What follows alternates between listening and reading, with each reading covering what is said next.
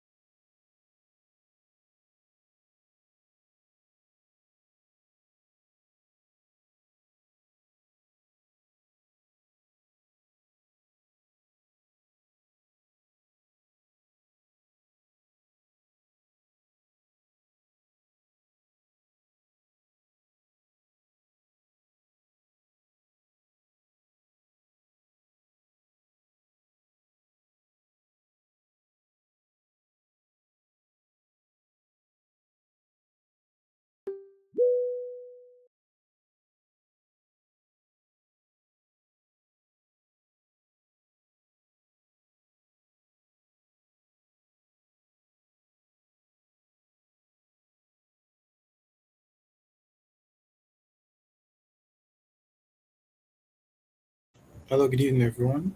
We just have to wait a bit so that other people should join us. Then we can start. We can start the class properly.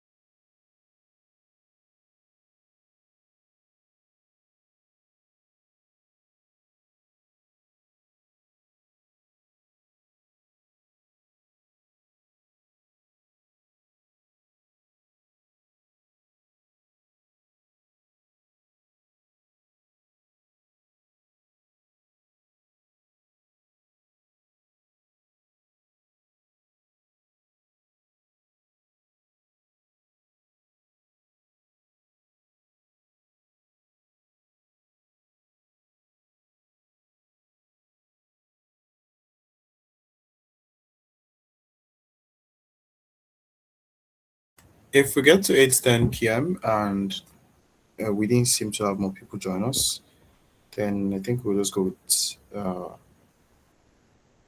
the people that has joined. This is more of taking actions and not just looking at it. Let me just say this. I'm sorry that this might look complex, mostly what I'm giving or what I'm training on. But the reason is I'm giving you guys real world problems and solutions. Something that, okay, when you're done, you know that, okay, I can initiate this to real world systems and how the real world works. So it might look very complex, but don't worry, you get through it. It's, as I said, it's not more of theory, because theory is you just learning something and you don't have real world applications of it. But these are you fighting real world problems with real world solutions. So yeah. So by 8:10 we will start properly.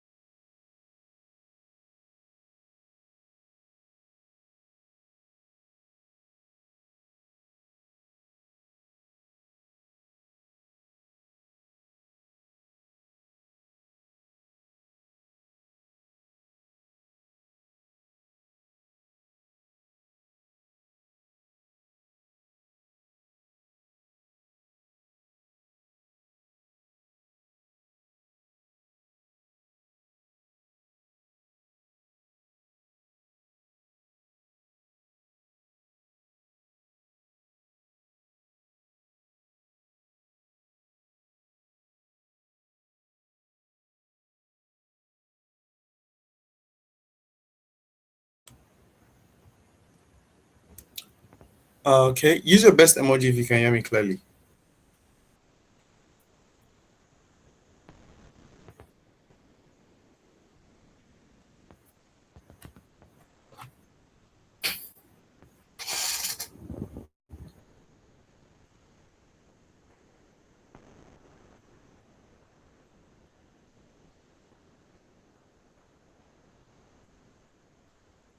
Okay, seeing that I'll be starting in a bit.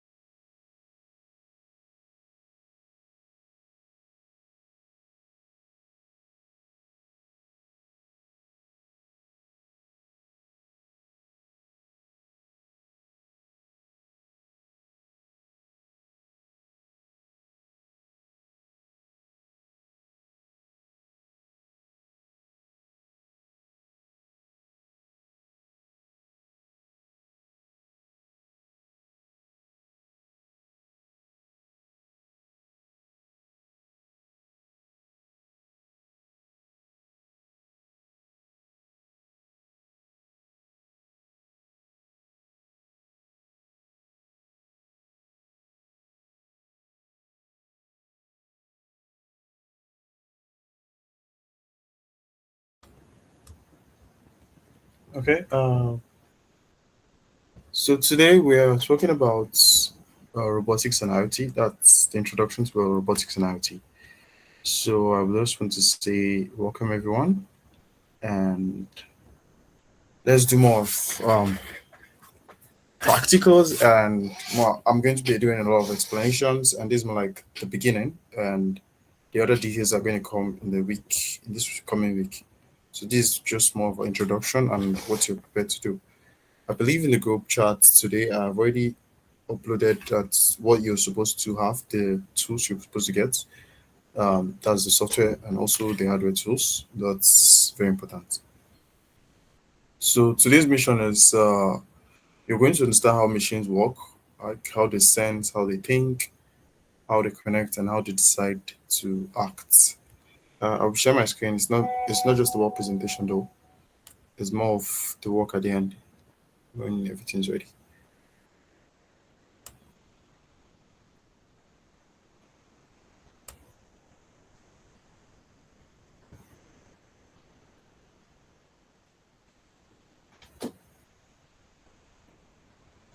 I believe you can see my screen.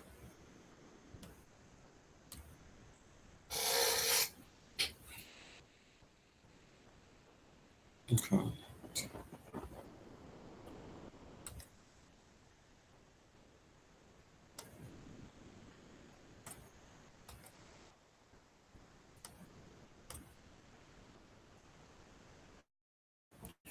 I'm sharing the screen again.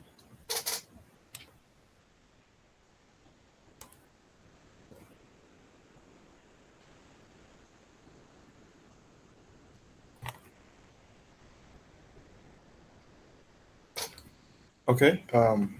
Yeah. I said today we're talking about the introduction to robotics and what robotics is, what is IoT, and how do they connect together and each other, which is also very important. A lot of, let's say, a lot of young people or tech people in Nigeria, Africa, they mostly build solutions that's around software, and the one that's very, very popular is mostly fintech. And that's not so nice because the competition is just too much and it's just hard for everyone to scale up. Everyone cannot scale up in fintech because they're already big players in the game. So there are other places that you can succeed and win, and that's where robotics come in place. So we're starting with what's robotics. So this is more of a branch of tech. It's more of a branch of tech that's more of designs, builds, and also programs. So all of this helps physical machines that sense because it's not like human beings now. They sense, they think, and they act in the real world. Then it also helps them to move manipulate objects autonomously via remote control. That's so. Meanwhile, robots. Most of the robots lately have their own control that they think and act on their own autonomously. But then, remote control gives human being the full power because there's not AGI completely currently. The only thing that happens now is for them to learn and then to perceive the real world. So now, if you can see on this dashboard, there's what we call sensors, then there's data. So the sensors are the one that is mostly for you to reach out to them. Then the data is what they have uploaded. Then AI is the one thinking everything. Then it brings it to action. So the future is more physical than it is on the virtual space. And yeah, I'm talking about Internet of Things. This is more of a network of everyday devices, more like your appliances, your wearables, your machines, and also connected to the internet. A lot of you know about this already, but I will still give a brief, close, real life example of this. So all of the Internet of Things, it's more of um, appliances collecting and sharing your data with different parts of them, and also to your monitor. So your monitor is the one that checks, okay, what's this doing, what's that doing, and how they work together is okay. How they work together is the IoT gives the robots cloud intelligence, that's data and remote access, plus analytics. So that's what IoT does. You you might have a robot, but then it needs to be connected to solve something. Something has to be giving it data, something has to control it. So that's why, okay, for example, today you're using ChatGPT, for example. ChatGPT has a cloud storage somewhere. So that's the one that's gathering data from all over the world and also sharing data. But because ChatGPT is not a full AI that works with a device, it stops there. And that's where we come in with things like Arduino and Arduino Cloud. Those are related to the IoT and basics of it. So, but I don't want my students to use most Arduino because it's one of what beginners start using to learn. But since the last update, Arduino has been misbehaving. I could say, if there's anyone that have used that, you understand what I'm saying actually.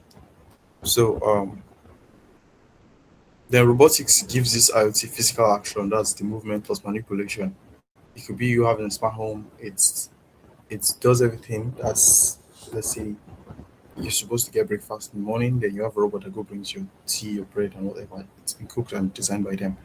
You've given them a recipe that you're going to work with this, and it does that. And there's a loop that says, okay, do this by so time, do this by so time. But that's where our first class comes in. That's the agentic AI. So the agentic AI is now you telling it what you're supposed to do. Then it learns from you, it learns from your habits, and brings them to reward.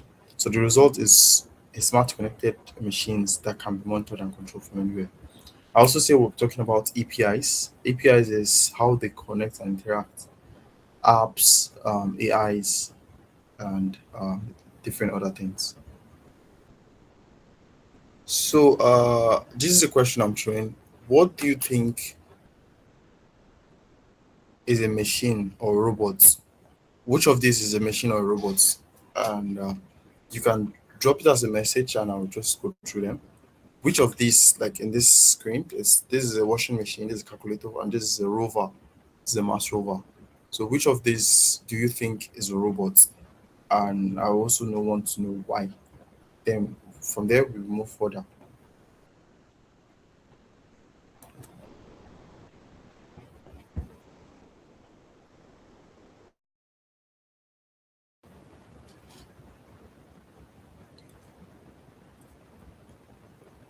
Do you get my question correctly?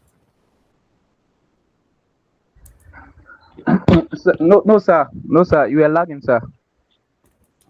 Okay, I said which of this here that's on this screen. This is a washing machine, this is a calculator, and this is a Mars rover. Which of these do you think is a robot? Or yeah, which of these do you think is a robot and why?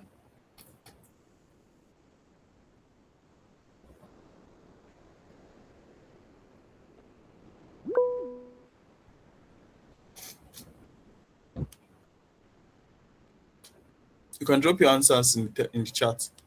Okay, Samuel, you raised your hand. You're free to go. Okay, yes, sir. So I wanted to answer the question. Okay, the robot, yes, that is a robot. Reason is because it has a feedback system. It's a closed loop. It has a closed loop system whereby it gives feedback to the controller that this is it. And one of the things that makes it a robot is the ability to make decisions, the ability for it to communicate with the environment. Yes, sir. Thank you very much. If anyone has anything to add, then we could. I will appreciate.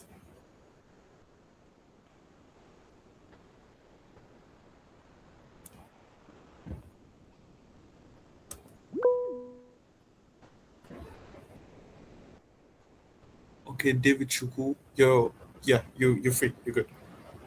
Okay, so something I learned earlier is that all robots are machines, but not all machines are robots. And what makes a robot is the ability to perform human like tasks autonomously.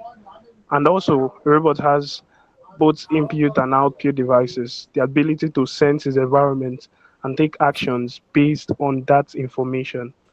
Thank you. Thank you very much. Thank you all. So we move further from there.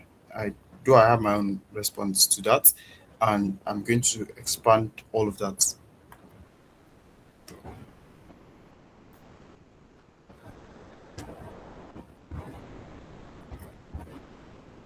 Okay. Um, what makes a robot a machine? So it has sensors. So that those sensors are the ones that allows it to collect informations from the world. That's the physical world we are. It could be cameras, it could be PR sensors. That sensors that knows that let's say someone is around a vicinity, for example. So that's that's what it does by the sensors. Then it also has controller. So this is more like something that processes information. It also helps them make decision. So controllers now, they could be computers, they could be controllers. So it's more like for robots now, let's use Arduino. Arduino is a microcontroller, same thing with ESP32 and other controllers. So those are they are the controllers that gives it or makes decision, because you actually send your code into these things. Then when you're not there, they're just to take decision. Controllers are they run by codes, but computers they run and learn. So I could use because now we cannot give your robots your machine or your laptop to do work with. But then there are things like Raspberry Pi, there are things like Jetson. Jetson now is mostly for robotics scientists, like advanced robot scientists, not for newbies or young people coming in. It's very expensive though. Yeah, that's part of a problem. So the controllers are different. There's the computers and also there's controllers. Then there's now it comes down to decision. So after it's decided, then it takes action. So the action is where its physical body comes in. That's actuators. So robots need something to feel the real world, and feeling the real world is them having parts to feel the real world. Like okay, like you know about humanoids. Okay, this is a humanoid robot. So this humanoid robot it needs motors to feel the real world. So actuators, motors, and all of that allows it to feel the real world. Then there's also power. So power, as you all know, it could be battery, it could be fuel. Then there's also cannon. I need to present it. So there's like plasma cannon energy. That's those ones are for new something like neural okay, it's more like next gen energy. So those ones decide the power, but it's not all of them that is validated in this world for usage. Then comes back, I still come back to the process. It still needs a software. So all of this is what allows it to sense, process, then decide before it acts.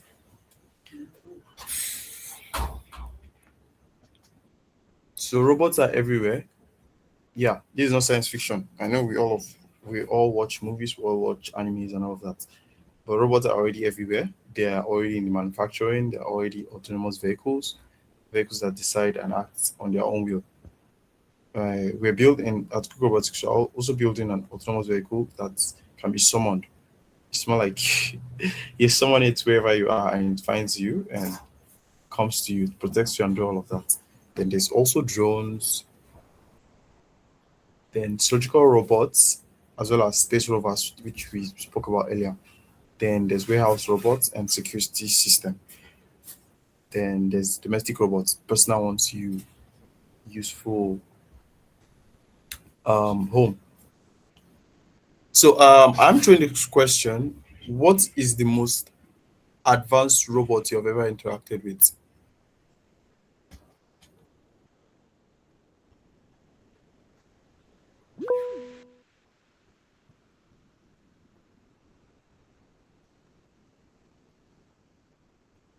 You're good to go, man. David. Okay, the most advanced robots I've interacted with is the Arduino Uno for now. That's it. Okay. Okay, that's great. Who else has interacted with the robots? Like,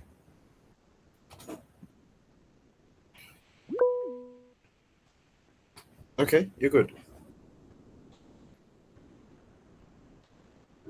You can Yes, sir. speak. That which I actually have, which is advanced, is just more of a robotic arm, just a robotic arm. That's the extent to which I've interacted with a robot actually. Oh, that's amazing. Um, though there are different types of robots. Then, okay, have you ever controlled like have you ever controlled it or controlled like a drone or robot? Which of them have you controlled?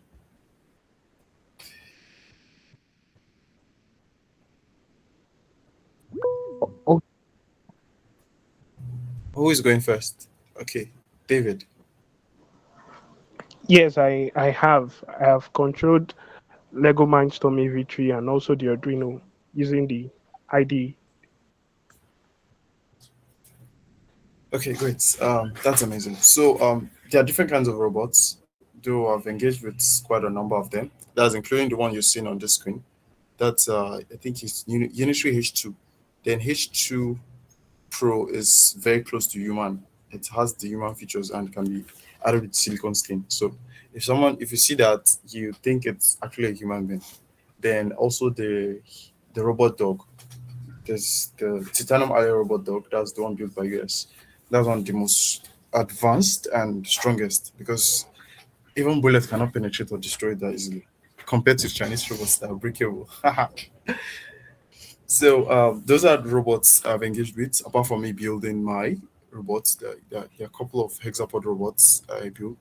I I actually will not even say uh, if because for you buying basic parts, you can't actually build it because they're actually very expensive though. That's for the hexapod robots.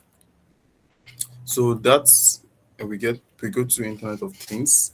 So like I said, I think I spoke about this already. So IoT is more of it connects the physical objects to a digital system. So let's say for example, this is my phone. Then my phone is supposed to be connected to cloud. My cloud is supposed to connect it to a dashboard. So this dashboard is where everything that they are connected physically somewhere. Then that also sends the dashboard is connected to a sensor. The sensor is it could be sensors, it could be a connected system, and then everything comes down to act. So you send your data directly from your device, it's connected somewhere, and both of them are going to receive your command and also they'll act on what you've done.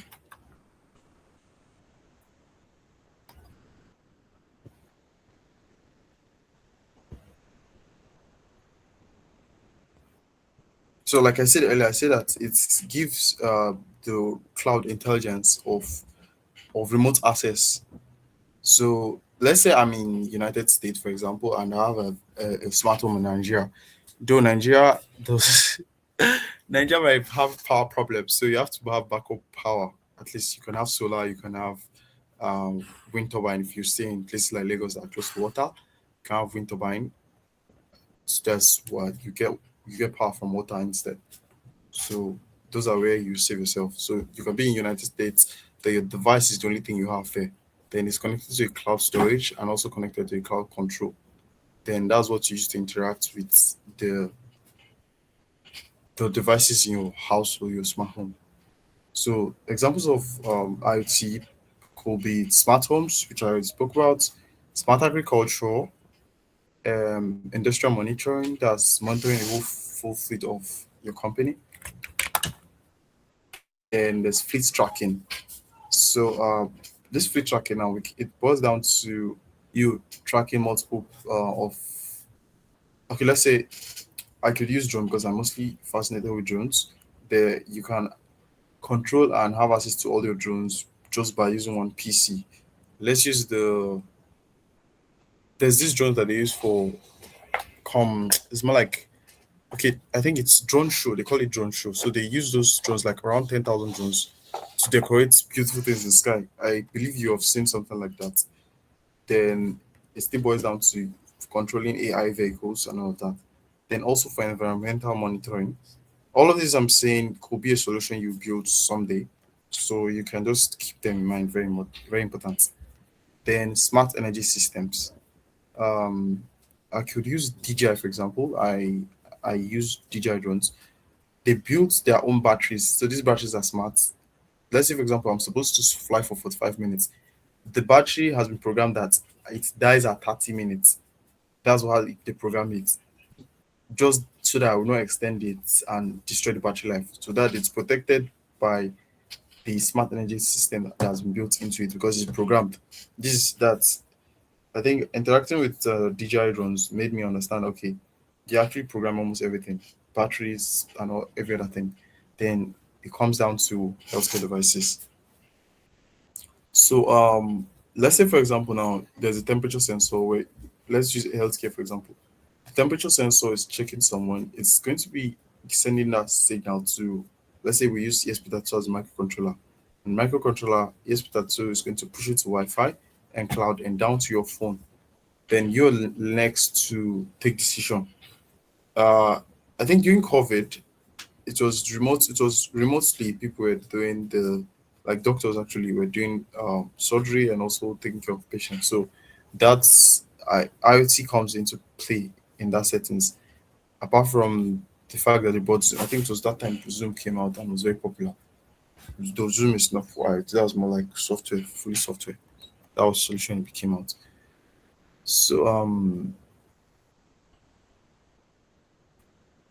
I'm talking about the anatomy of all robots and the components you are supposed to know. So okay, wait. Yeah. So the anatomy of robots, first of all, it's the architecture of its having to see the environment. So the environment, it sees the environment with sensors, and those sensors are connected to microcontrollers. So microcontrollers is then connected to the internet or gives it has local decision. So the local decision is probably let's say a controller. Is either you're controlling it or the internet is controlling it. Then the motors, it has motors and also the action at the end. So the local decision is you doing your own thing. Then the internet or connects to cloud and dashboard. Then is either to a human or an AI that does that. So these are just a few. I didn't put all of them here. This first one is an ESP32, which is yeah supersedes his boss, which is this fourth one that's Arduino. Arduino, I can't recommend you using this. This is preferred, but it's part of the components that we package for from basic to professional. Then there's the Raspberry Pi. I didn't put that here. Then there's Orange Pi. All of Orange Pi, Raspberry Pi fall under computer. Why this falls under microcontroller? Then there's the Arduino, and there are sensors. There are different kind of sensors. This camera is a sensor. It's a robotic sensor though. Then there are motor drivers and there are servos like this one. like you know servos are mostly used for because they have signal. So with this signal, they understand. Okay, I'm supposed to do this at a certain time. I'm supposed to do this at a certain time. Unlike motors that don't have all of that sensor, so they need a driver to tell them what to do. They're just very aggressive and doing their thing their own way. Then there's MQTT. I didn't list that here as well. So MQTT is more like message queuing telemetry transport. It's more of a lightweight message protocol. It's designed for tiny small sensors and also mobile devices with unreliable networks. So let's say you, the publisher, you're going to send a data to like a temperature sensor. Then there's a broker, that's the server. Uh, okay, I'm coming. So the server is going to receive your message and it's going to push it to a subscriber. So think of it as a group chat. Device post message. That's one device post messages or two topics. Okay, if you're in Discord channel, you see that there are different topics, there are different rooms. So recently our AI was has been the one messaging. So it's it's going to send post a message, then the broker, which is the central server, has received it, then it's going to push it down to the groups, a particular group or a particular update. So and also I talked about I'm talking about API as well.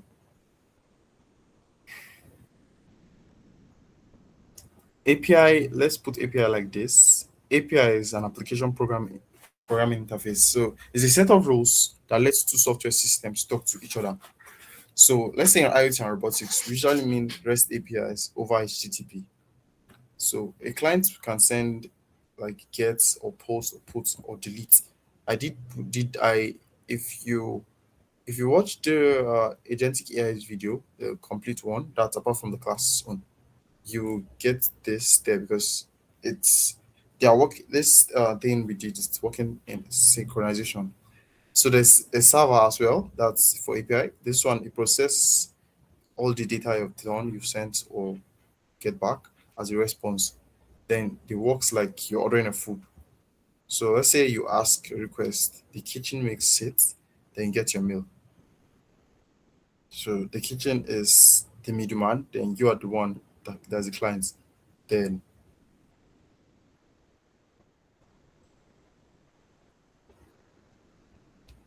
come on.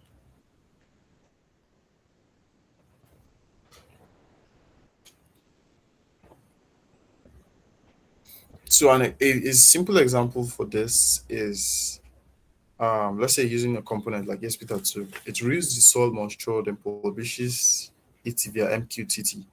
Then if there's a computer like Raspberry Pi that's subscribed to MQTT, it also is connected to REST API and your water pump. But the thing that Raspberry Pi comes in play now, it's you now, you as a human don't need to take actions.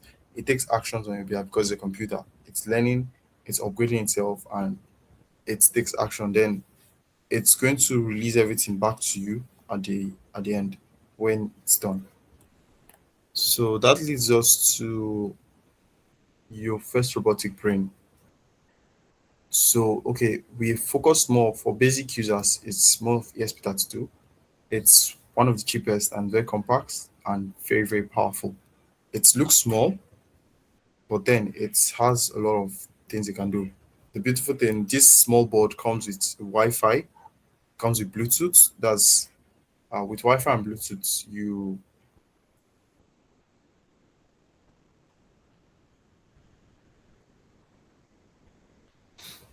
so okay. I said it comes with Wi-Fi, it comes with Bluetooth. So with all of those things, it has connections to the real world. Then it has the GPIO. Those are the pins. All these pins have usage, and also has the analog inputs. There's all of that. Uh, also for the connection of it. Then there's PWM. Those are um,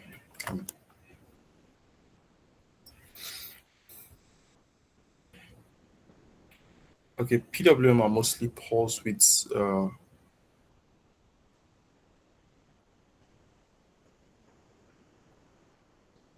pulse width modulation, and there are controllers that are needed to, let's for example, because this thing might don't not have, let's for example you plug in your battery or some sensors, those things can fry your system. But then you need like a driver. So the PWM is more like a driver. So this is one of the ones that is very popular. There are other ones that are available. So these ones are controlling the kind of energy that flows in, flows out. Then there's also timers and sensors.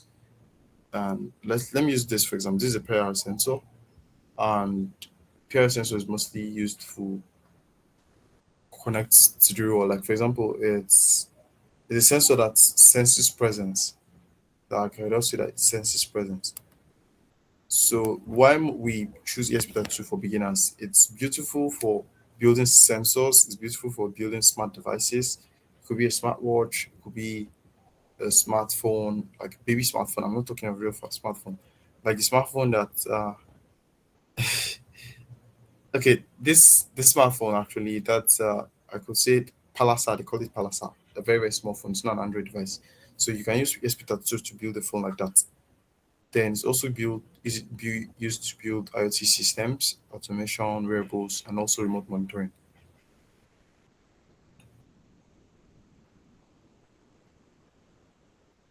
So, okay, I didn't put much here. From microcontroller to computer. So, when your project require more computing power, that's when we move beyond microcontrollers. So, we think of ESP32 as a control and connect because it has Bluetooth and it has Wi-Fi, but its capacities are limited because most of the time it has around 4 MB. Okay, it has 4 MB PS RAM, so this everything that's there is very limited. It just has 4 MB. While most computers starts with 32 gigabytes upward. Yeah, so most AI has that's up to 32. Okay, let's say 32 MB up to 32 gig upward. That's for these small computers like Raspberry Pi. Raspberry Pi might have up to okay, from 4 gig up to 32 gig. Then there's Orange Pi.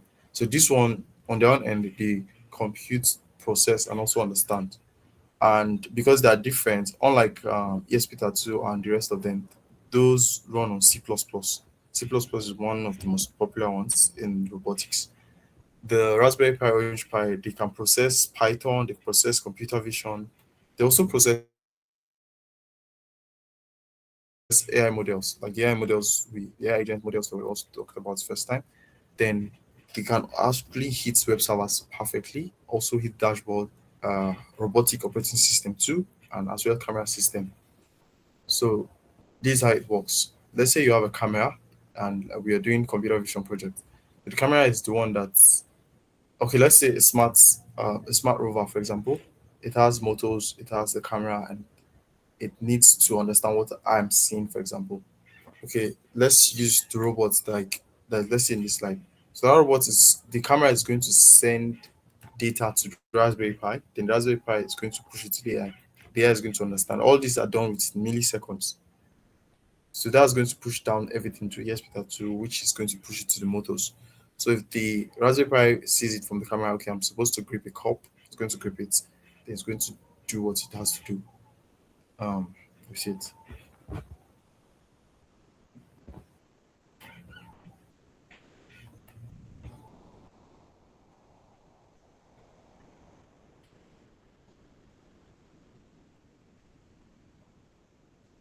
Okay, so what you can build with what you learn, though it's not actually in this class, it's just a brief of what you're going to see and what you're going to achieve with it. So what you're going to learn is okay. I think two of these designs are mine. These are the ones we've built at Google Robotics. Then you're going to learn how to build drones. This is this Phoenix. This Phoenix is designed by us. So Phoenix stays for 8 hours. So you're going to be learn how to build drones. You're going to learn how to build delivery robots, as well as educational robots, as well as robotic arm. Somebody already spoke that he has interactive robotic arm. But it's not just interactivity, it's about you building. And then you can actually build it as a service and you make money out of it, not just building it. So there's also us we are going to what you can build with this you can actually work on agricultural projects like soil monitoring, autonomous irrigation, crop monitoring, agri drones, which is very, very popular in Nigeria. Then you can also as well build smart homes, energy monitoring system, and security system. Then I said drones like earlier. So drones are mostly for mapping, inspection, then search and rescue mission. Then in industry, there's also predictive maintenance. Let's say, for example, someone makes an order of robotic arm that they're using to do large scale manufacturing. It has its own maintenance, like air maintenance, that's telling, okay, at so time you're supposed to change your oil, you're supposed to change some parts of this. I think that goes with helicopters as well. Helicopters has the lifespan and what you're supposed to do in the long run. So your part with us, you're not just learning robots, but then we want you to build your own system that's outside this classroom, outside Google Labs. You're going to build system. You're also going to compete because we have a whole ecosystem that allows you to do that. That's the Google Labs US.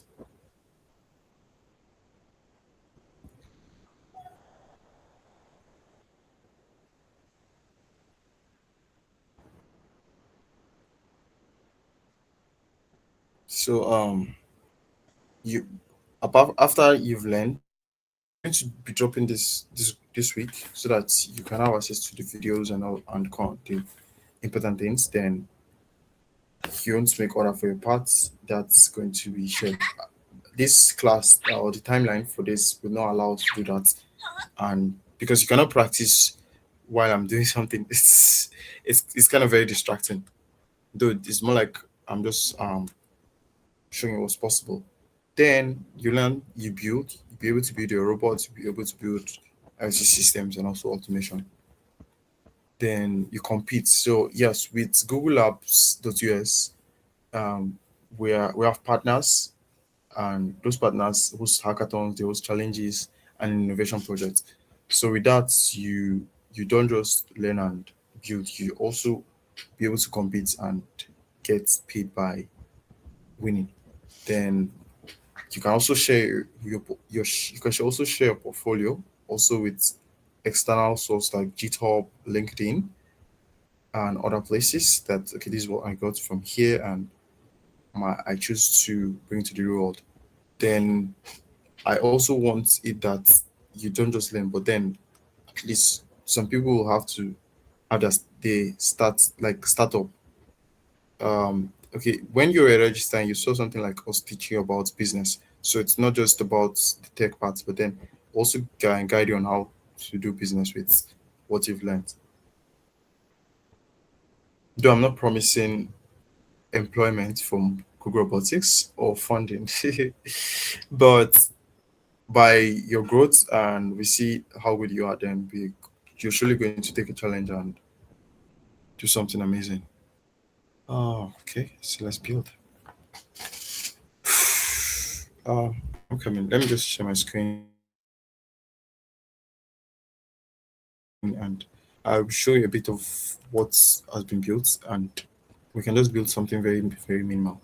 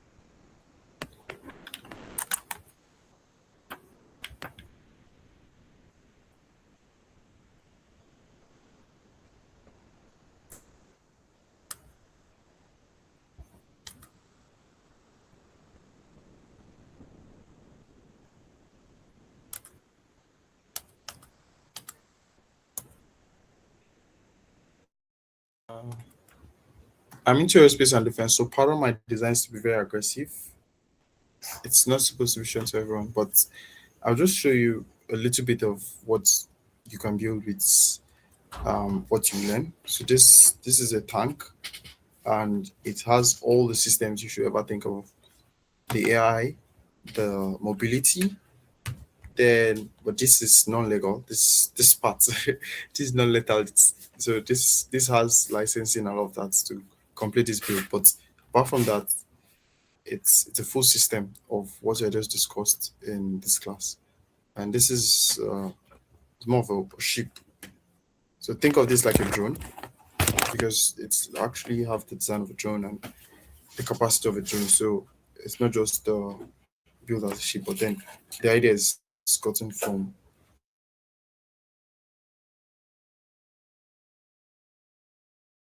a drone. It also moves a lot of payload. So okay, there's phonics.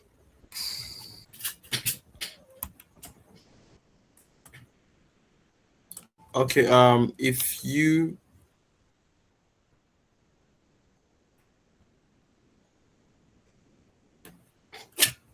you're using, let's say, mobile phone, uh though this screen might not work, you can go to vexio.dev. This is, let me drop a link.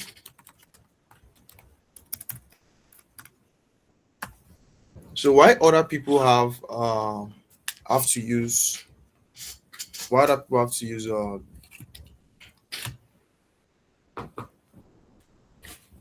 what am I saying? So why other people have to use physical prod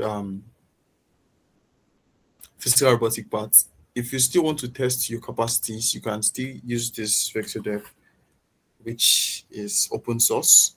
Use it to practice before you go and blow your electronics. Yeah, you can actually blow your electronics by the way you connect them, but when you manually do something here, then you stand a chance of not enjoying your electronics. I think there was a time I did something. Okay, it was a camera. My servo did blasted my controller.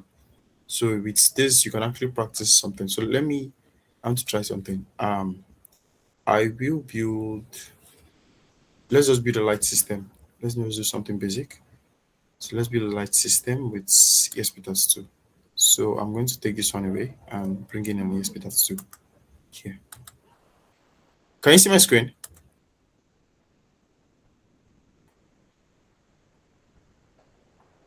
Can you see my screen, everyone? Okay, great.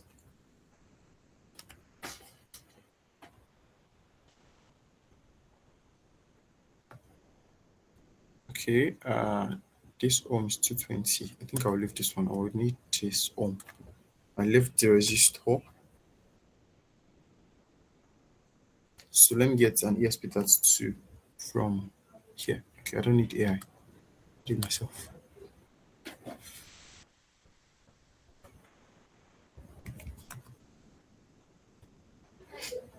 Okay, ESP32 dev kits. There are different types of ESP32. They are very plenty. And this one is Seed. This one's from Seed Studio. It's one of the tiniest one. But we're not using that today. We'll use this big one. ESP32 dev board.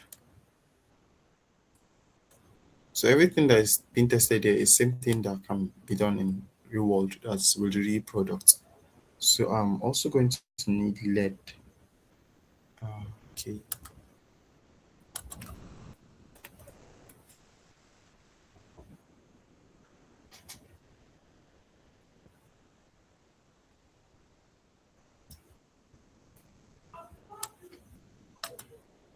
These are just basics, though there's more to be done. Okay, so I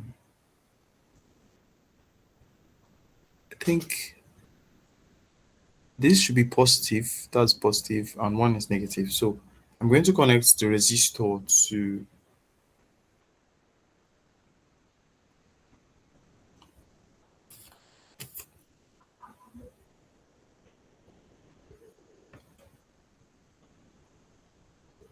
Okay, this is negative. This wait, I think one of them is negative.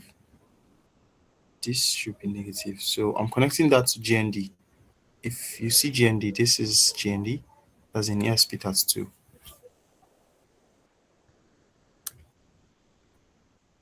And then I'm going to connect. Okay, this is very far.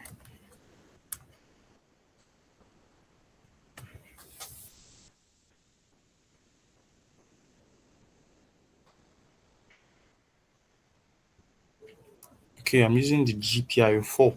That's from here to the resistor. So why I'm using the resistor is the electricity that's passing through this thing is just too much. So I have to reduce it so it does not blow the ESP32. So that's why I'm doing that. But this is actually the virtual one. If not, we're supposed to connect the battery. This is 3 volts, and there's the 5 volt as well. So we're supposed to connect the battery to this, but this is it's more like a virtual stuff. So I'm connecting this one here, and let's see. I want it to blink. Let me just get the code. I am going to share that as well. So this is my VS Code. Okay, this is VS Code.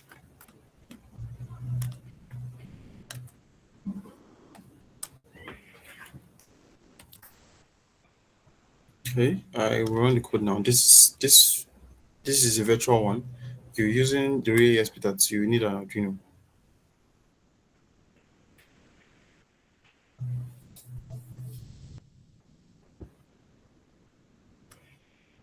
So what I did was, okay, I'm using pin 2. Oh, jeez, it's not correct. I'm using pin 4.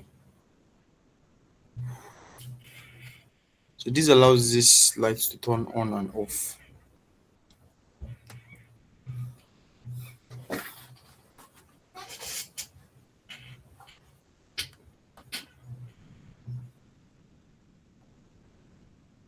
I did push the code to the ESP32 and it's still loading.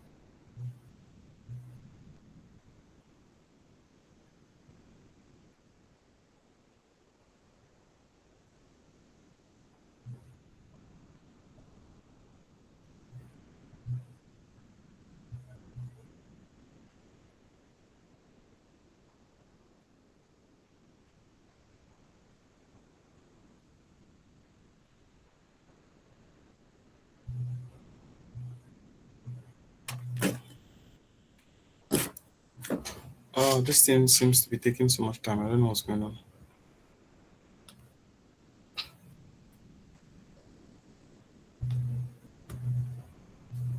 Okay, let me just try with this one. I've already did this since.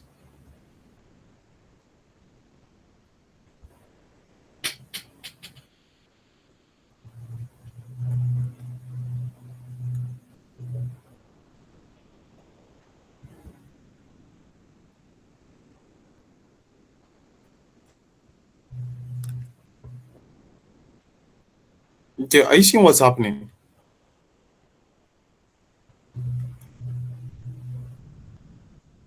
So this is like if you're using Arduino, when you've programmed your ESP32 or whatever microcontroller you did, it's going to be showing what's happening. That's after you've coded it down here. Then when you compile it, it has a terminal. The terminal shows if your completion is successful or not. That's everything in Arduino. If it's in Arduino you're doing this, it's going to show you completion. Then it's also going to show what the thing is doing at the moment. I think recently I posted a potato sorter. That potato sorter, we did that for a client. That's I think earlier this year because they needed it to show to I think a client. So that potato sorter just automatically sorts that. So it's this is what was used to build it, and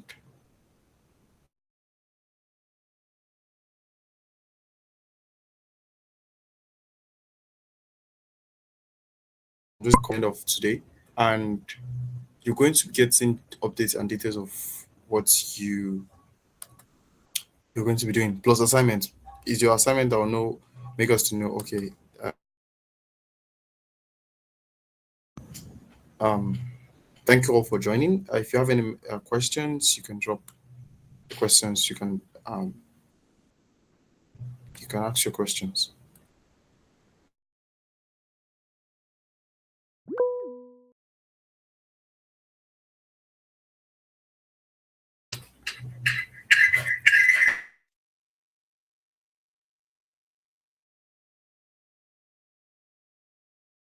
Okay, David, you can say a question. Thank you very much, sir. I want to ask if we can also work with motors or servos in the same simulation. Definitely, there are motors and servos in the simulation. So you just create your account, then you'll be able to have all of that there. It's open source actually, and it has the different kind of boards that ever want to use. Is there any one more question?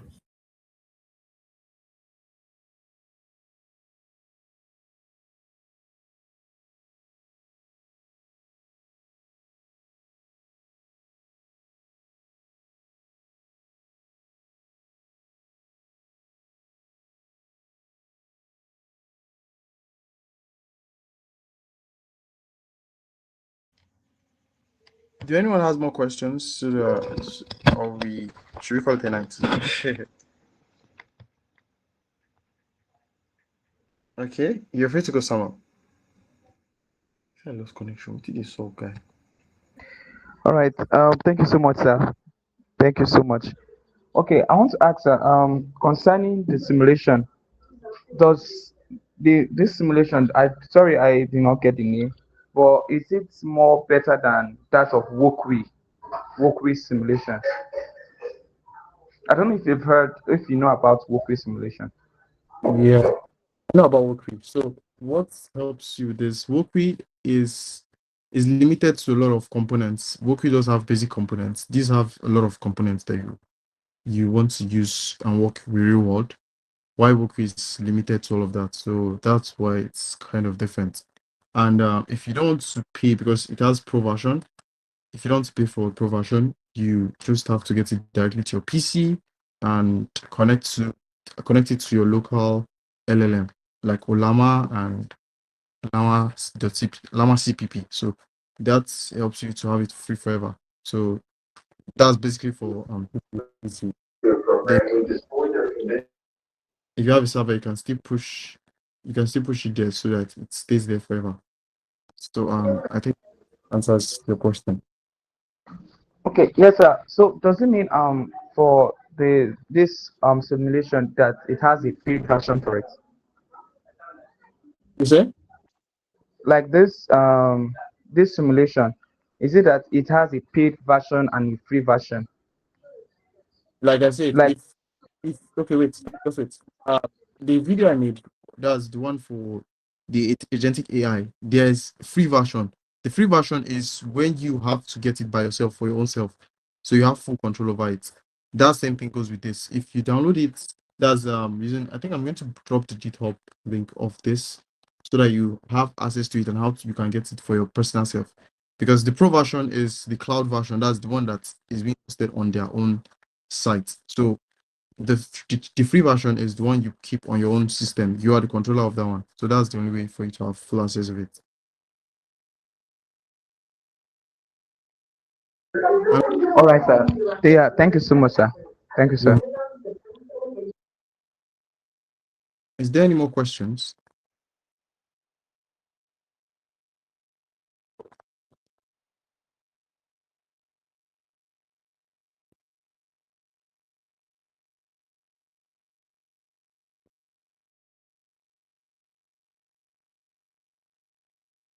Nothing, Oluwa. You have not been speaking. I will give you the hardest task.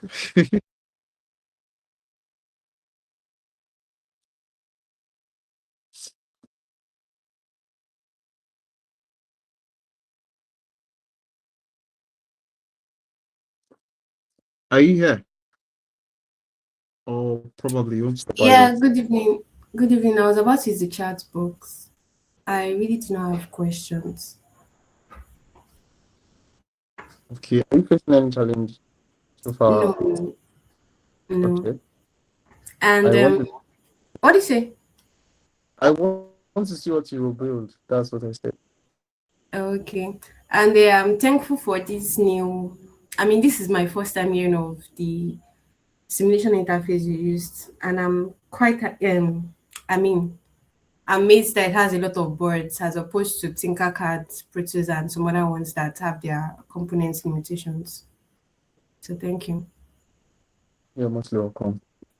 Uh, if there's an absence of questions or anything, I think we'll call it nights. You all are amazing. Sir, sorry, sir. I okay. Sorry, sir. Okay. Yes, can you hear me, sir? Very clear. All right. I just wanted to ask because while we were speaking on the robotics and then the codes and all of that, I was surprised that like I was thinking for people, I was surprised that almost everybody knows about these things.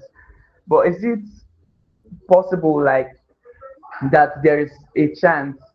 What if someone does not know most of these things? How would the person catch up with those that actually knows? Although I actually know about them, but I was like, no, the code when you're blinking the LED. I know the digital right, the digital right, but I was like, maybe sorry to say, like Mofi Oluwa. I was like, maybe the reason why she was quiet, maybe she didn't know, but I'm surprised now that she even knows more of all of these things. So I was thinking, like, the class, what is it for people that actually knows more about it, or for maybe just ground beginners of all of these things? Okay, the class is for everyone, but we focus more on beginners. And this class cannot give everything you actually look for. That's why we also drop extra videos. Those videos, you go back and check them, you study, you understand what we're talking about. But here in the class, we'll just give a briefing of everything. People like Mufiolewa, she's into embedded systems, so she kind of know a lot, but this is like an add-up to what she already know. You understand? So same thing. It's not like it's just for not beginners because even in this class, I believe there are even people that is below 15. I started my robotics journey at I did start when I was young, but I actually made it more serious when I was age 10. You understand? So I actually learned a lot of programming languages and all of that. And even before AI became AI today, let's say you could call me an AI before. So the class is for everyone, literally.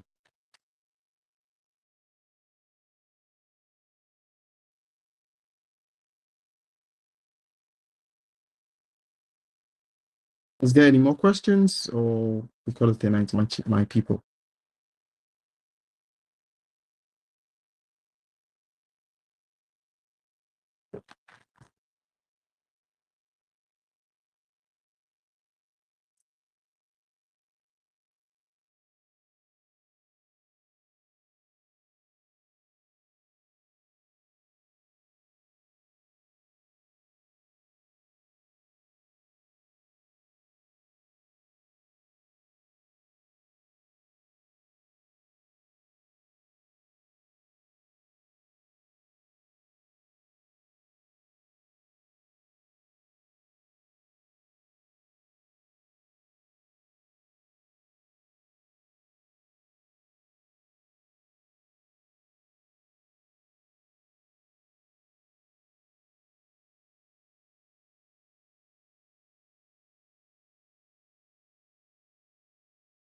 Okay, I think we'll call it a night. You'll be getting updates due in the group chat, and also if you're in Discord channel, you get updates of what you're supposed to use and how you're going to do that, as well as assignments. Your first assignment has already been dropped. You have a 14 days span to be done and submit. Then this one as well. You have a great you have a great weekend.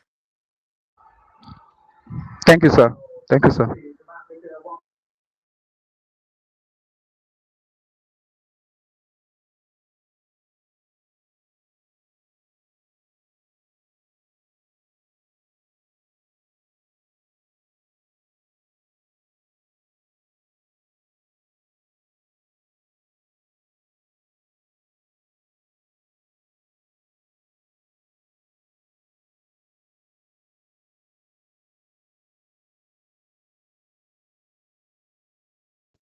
Yes, we are done. You can.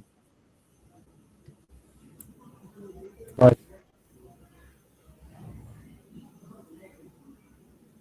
Not the first to leave. Bye. Wait, Okay.